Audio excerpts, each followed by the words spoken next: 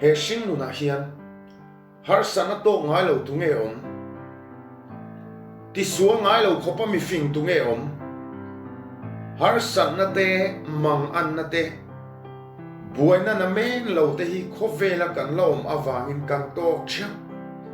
thil mak lutuk anilo ma se mi chen kat chuan har san na le mang an na an to in chan pui tu nu le pa le u nau chung khat lai na thata an ne an har san na le mang an na awanga an ril ru na lutuk tu chu a chok za khai thina ni ma se mi chen kat chu chung le kwa po nei lo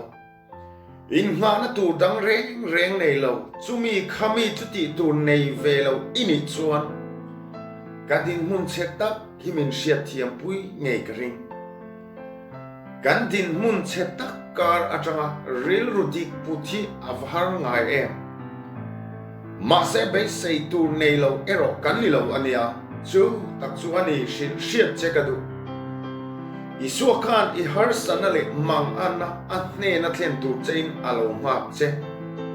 nang mani soi lo chon tu nge soi sakang che I soya I thlen anga me kani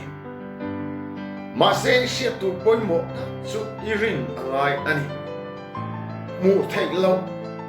I be sei lo til lo thling tu rin na I nei angai ani